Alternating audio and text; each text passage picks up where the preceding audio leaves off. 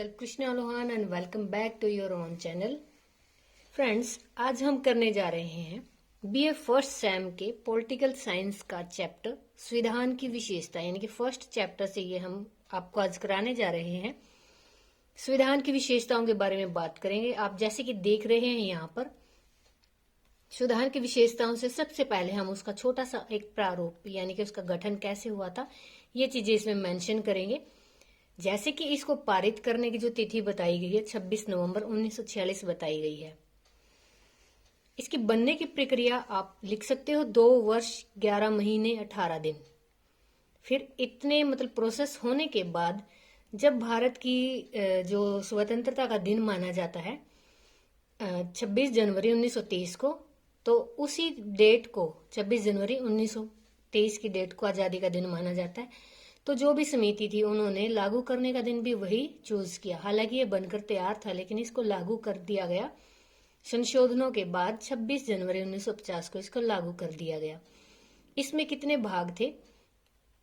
पहले कितने थे? 22 भाग थे। अब कितने हैं? 25 भाग हैं। अनुच्छेद पहले कितने थे? 395 थे, अब 470 हो गए हैं। सूचियां इसमें पहले 8 थी और अब इसमें 12 सूचियां हो चुकी हैं।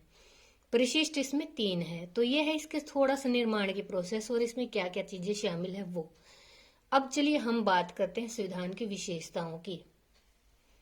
संविधान की विशेषताओं में सबसे पहला पार्ट यानी संविधान की जिसको आत्मा कहा जाता है, यानी संविधान की प्रस्तावना, इसको संविधान की आत्मा भी कहा जाता है। इसके बारे में हम बात करेंगे। प्रभुसत्ता में क्या चीजें मेंशन की हुई हैं। प्रभुसत्ता का अंतिम स्रोत भारतीय, यानी किसकी शक्ति? संविधान की। या सत्ता की शक्ति किसके अंदर होती है? जनता में निहित होती है। जनता ही अपने प्रतिनिधि को चुनती है। तो इससे क्या है, इसको आप डिफाइन कर सकते हो। यानी प्रभुसत्ता का अंतिम स्रोत भारतीय जनता मानी जाती है। जनता ही नेताओं को या जो सत्ताधारी होते हैं उनको चुनती है, उनको हटा भी सकती है। यानी दोनों ही जो शक्तियां वो जनता के हाथ में है। सेकंड पॉइंट, प्रस्तावना में हम लिखेंगे 26 नवंबर 1949 को अंततः इसको स्वीकार कर लिया गया था, जैसे मैंने आपको बताया, यानी फाइनल हो गया था। कल्याणकारी राज्य की स्थापना करना इसका मुख्य उद्देश्य है। किसका? संविधान का। मुख्य उद्देश्य न्याय, सामाजिक, आर्थिक तथा राजनीतिक स्वतंत्रता, समानता, भाईचारा स्थापित करना, ये सारी चीजें हैं डाली गई हैं। किसमें डाली गई हैं? संविधान में। देश की अखंडता और श्रेष्ठता को बढ़ावा देने का काम भी संविधान में शामिल किया गया है। ये सारी चीजें अब डिफाइन किसमें हुई है? फर्स्ट पार्ट यानी कि संविधान की प्रस्तावना में। ठीक है। फिर है संसदीय शासन प्रणाली। भारतीय संसदीय प्रणाली का मुखिया प्रधानमंत्री माना जाता है और प्रधानमंत्री ही मंत्रिमंडल का चुनाव करता है। हालांकि शपथ ये राष्ट्रपति के आगे लेते हैं। यह दोनों ही संसद के प्रति उत्तरदायी होते हैं। कौन कौन? मुखिया, प्रधानमंत्री या फिर मंत्रिमंडल। प्रधानमंत्री का कार्यकाल निश्चित होता है लेकिन मंत्रिमंडल का कार्यकाल निश्चित नहीं होता। यानी कि जब तक, मैं आपको पहले भी करा चुकी हूँ मंत्रिमंडल में, कि जब तक ये जो मंत्री हैं जिनकी सदस्यता सदन की रहती है या राष्ट्रपति की इन पे अनुकंपा रहती है, तब तक ये मंत्रिमंडल में बने रह सकते हैं। फोर्थ पॉइंट में आता है संघात्मक परंतु एकात्मक प्रणाली। संघात्मक कैसे? बहुत सारे इसमें, जैसे आप देख सकते हो, राज्य हैं, हमारे देश में राज्य हैं। संघात्मक। अब एकात्मक कैसे? इन पूरे संघों का एक राज्य है, यानी भारत संघात्मक है, परंतु एकात्मक प्रणाली का इसमें जो है प्रारूप दिया गया है। संविधान में 3 सूचियों का वर्णन किया गया। आप देख सकते हो यहाँ 3 सूचियां कौन कौन सी हैं? केंद्रीय सूची, इसमें आप डिटेल लिख सकते हो। केंद्रीय सूची पर केंद्र को कानून बनाने का अधिकार होता है, केवल केंद्र को। इसमें 97 विषय ऐसे हैं, पूरे देश से मिलाकर 97 ऐसे विषय हैं जिन पर केंद्र जो है कानून बना सकता है। फिर है राज्य सूची। राज्य सूची पर केवल राज्य ही कानून बना सकता है। इसमें है 66 ऐसे विषय हैं, यानी कि 66 विषय ऐसे हैं जिस पर राज्य है जो कानून बना सकता है, पारित कर सकता है। थर्ड है इसमें संवर्ती सूची, जिसमें कि 47 विषय ऐसे हैं जिन पर केंद्र और राज्य दोनों ही कानून बना सकते हैं, यानी कि इस मीडिएटर संवर्ती सूची, और इसी में आपकी शिक्षा की जो व्यवस्था की गई है संवर्ती सूची में ही डाली गई है। 5वें नंबर पर आता है कठोर व लचीला। आप कठोर और लचीला में क्या लिख सकते हो कि जो हमारा भारत का संविधान है, कठोर कैसे है कि अगर इस पे किसी जनता या जैसे किसी समुदाय का हित है और उसको करने के लिए कोई कानून जो लागू किया जाता है, उस कानून को पारित करने के लिए इसको कठोर बनना पड़ता है, यानी वो निर्णय लेना पड़ता है। जैसे कि अब 370 का आप देख सकते हो आर्टिकल हटा दिया गया है, ये इसका कठोरता दिखाता है। लचीलापन क्या है, जैसे कि पहले क्या था, संपत्ति का आर्टिकल 19 के थ्रू संपत्ति का अधिकार सबको प्राप्त था, उसमें टैक्स नहीं भरते थे लोग, सरकार का जैसे जनता का पूरा नुकसान होता था तो उसको हटा दिया गया है, ये लचीलापन है, यानी संशोधन की भी इसमें व्यवस्था की गई है। 6 इसके पार्ट में बताया गया है मौलिक अधिकार। मौलिक अधिकार आपको पता है, मैंने आपको ये भी कराया हुआ है।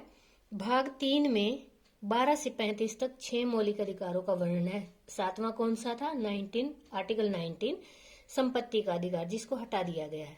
ठीक है, अब बचे कितने, 6 बचे हैं, और भाग 3 में 12 से 35 तक इनका वर्णन किया गया है। दोस्तों ये आपके 6 पॉइंट हैं, किससे रिलेटेड है, संविधान की विशेषताएं क्या क्या थी। इसको बनने की प्रक्रिया लिखोगे आप, निर्माण। सेकंड लिखोगे आप प्रस्तावना। प्रस्तावना में आप ये चीजें बताने के बाद संसदीय शासन प्रणाली के बारे में डिस्कस करोगे। फिर संघात्मक और एकात्मक प्रणाली है, कठोर और लचीला होता है, मौलिक अधिकारों की इसमें व्यवस्था की गई है। ये 6 पॉइंट आपके यहाँ पे हाफ पार्ट आपका इस क्वेश्चन का कंप्लीट होता है। अब हम करेंगे आगे। दोस्तों अब हम डिस्कस करेंगे संविधान की प्रस्तावना का नेक्स्ट जो पॉइंट है उसको डिस्कस करेंगे। इससे पहले मेरी आपसे रिक्वेस्ट है, अगर आपको मेरे द्वारा बनाई गई वीडियो अच्छी लगती हैं तो आप इनको शेयर और सब्सक्राइब भी करें, साथ साथ लाइक भी कमेंट करें। आपकी जो क्यूरीज है उनके बारे में मुझे पता होना चाहिए, आपको किस विषय से संबंधित समस्या है या आप किस विषय से संबंधित वीडियो देखना चाहते हैं। ठीक है दोस्तों, चलिए अब हम करते हैं मौलिक कर्तव्य। 7वां पार्ट 6 कौन सा था, 6 से आप कर सकते हो मौलिक अधिकार, क्योंकि वो भी 6 ही होते हैं। अब है मौलिक कर्तव्य। मौलिक कर्तव्य आपको पता है 10 होते हैं, अब कितने कर दिए गए हैं, 11। कैसे, 10 थे, 51A के अनुसार 11 हो गए हैं। इसमें अनिवार्य शिक्षा का जो अनुच्छेद है वो भी डाल दिया गया है, जिसके अकॉर्डिंग 6 से 14 साल तक के बच्चों को अनिवार्य और निःशुल्क शिक्षा प्रदान करने का प्रावधान डाला गया है। यानी 10 से ये कितने हो गए हैं, 11 हो गए हैं। फिर इसमें 8वें पॉइंट पर आता है नीति निर्देशक सिद्धांत। ये भाग 4 में है, 36 से 51 तक है। नीति निर्देशक सिद्धांत से संबंधित वीडियो भी मैं आपको करा चुकी हूँ, आप उस पर जाकर देख सकते हो। इस वीडियो के डिस्क्रिप्शन में भी मैं उसका लिंक डाल दूंगी, आप यहाँ से भी इनको समझ सकते हो। नीति निर्देशक के मोटे तौर पर बता देती हूँ, इसका कार्य क्या होता है, सरकार पर नियंत्रण बनाए रखना, कानूनों को लागू करवाने में सहायता करना, सरकार को स्थिर बनाने में सहायता करना। क्योंकि कई बार ऐसा होता है कि अगर मतलब एक पार्टी अगर अविश्वास प्रस्ताव पास कर देती है, उसको तुरंत सरकार को हटा दिया जाता है, तख्ता पलट दिया जाता है। लेकिन नीति निर्देशक सिद्धांतों के होने की वजह से कुछ ऐसी प्रक्रियाएं हैं जिसकी वजह से इनको ये प्रक्रिया करने मतलब तख्ता पलट करने की या अविश्वास प्रस्ताव पास करने के लिए भी कुछ प्रोसेस से गुजरना पड़ता है, तो सरकार को स्थिर बनाए रखने के लिए भी काम आते हैं। 9 नंबर पे है संयुक्त चुनाव प्रणाली। इसके अकॉर्डिंग क्या होता है कि भारत के प्रत्येक 18 साल से ऊपर के नागरिक को वोट डालने का अधिकार होता है, और उसको 18 साल से ऊपर का हो जाता है, और उसमें कुछ ऐसी क्वालिटीज होती हैं जो एक संसद के सदन के सदस्य में होती हैं, तो वो किसी भी MLA MP का चुनाव भी वो लड़ सकता है, खड़ा हो सकता है। निष्पक्ष होती है चुनाव पे, हालांकि खर्च बहुत होता है, और किसी भी धर्म का व्यक्ति जो है खड़ा हो सकता है इसमें। अब 10वें नंबर पर है इकहरी नागरिकता। कई देशों में ऐसा है कि एक ही व्यक्ति को, किसी खास व्यक्ति को बोल सकते हैं आप, 2 नागरिकताएं प्राप्त होती है। कैसे, एक हमारे भारत की मान लीजिए, एक मान लीजिए कि मैं ब्रिटेन की ले लूं। अब कईयों को ऐसी नागरिकताएं प्राप्त हैं, जैसे कि अक्षय कुमार को प्राप्त है, सोनिया गांधी को प्राप्त है, शाहरुख खान को प्राप्त है। यानी कि 2 देशों में इनको नागरिकता प्राप्त है, 2 देशों के नागरिक इनको माना जाता है। ठीक है, भारत में क्या है, एकहरी नागरिकता है। यहाँ कोई ऐसे मतलब बिना किसी रीजन के या बिना बड़े मोटिव के यहाँ पे किसी भी व्यक्ति को दो नागरिकताओं का प्रावधान नहीं किया गया है। लेकिन अगर कोई देश यहाँ के किसी बंदे को दूसरी नागरिकता देना चाहता है तो उसके भी कुछ रूल्स होते हैं जो सरकार से यहाँ से पास होने चाहिए। स्वतंत्र न्यायपालिका 11वें नंबर पर।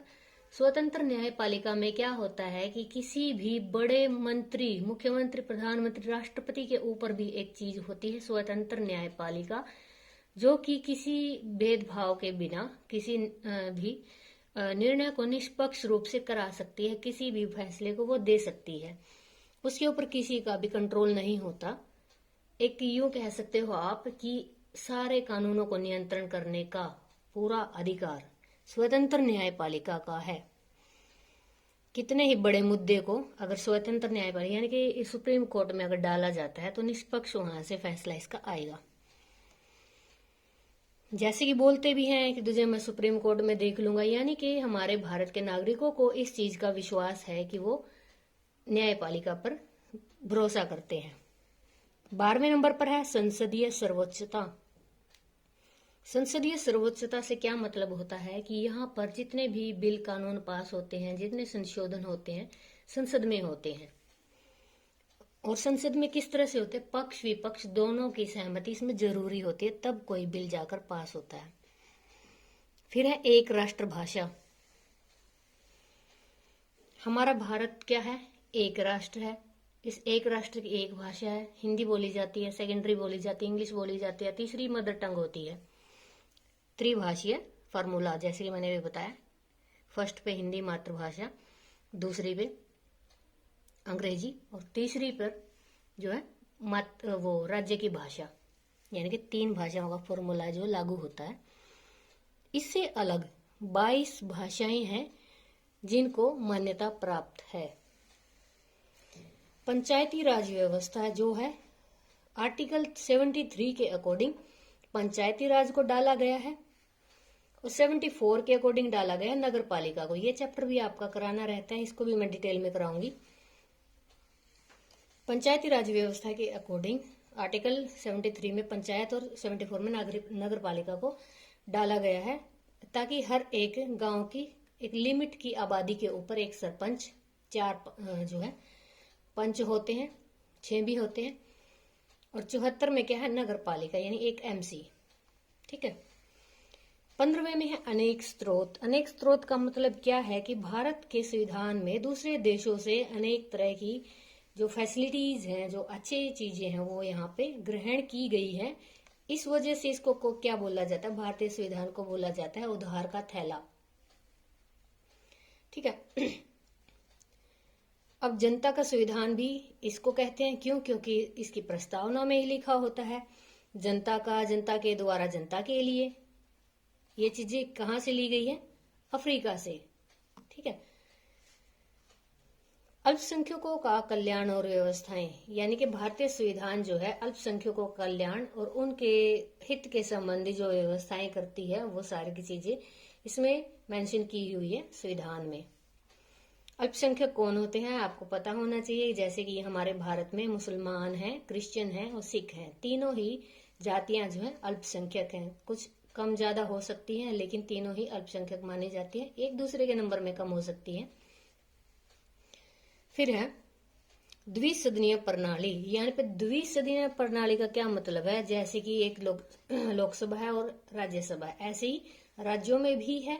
कई राज्यों में तो सिर्फ एक ही है, विधानमंडल ही है, लेकिन मैक्सिमम में क्या है, वहां पे राज्यों में भी द्विसदनीय प्रणाली है, यानी विधान परिषद और विधान सभा। ऐसे ही केंद्र में भी है लोकसभा और राज्यसभा। लोकसभा को निम्न सदन और राज्यसभा को ऊपरी सदन बोला जाता है। ठीक है दोस्तों, ये क्वेश्चन आपका है संविधान की विशेषताएं। आप इसको डिटेल में अपनी बुक से भी पढ़ सकते हैं। मेन बिल्कुल एग्जैक्ट जो लाइन्स है वो मैंने आपको यहाँ पे बता दी है, आपको इनमें क्या लिखना है। एक बहुत ही अच्छा और बेहतरीन क्वेश्चन है और इंटरेस्टिंग भी है। आप इसको और अच्छे से याद कर लीजिएगा।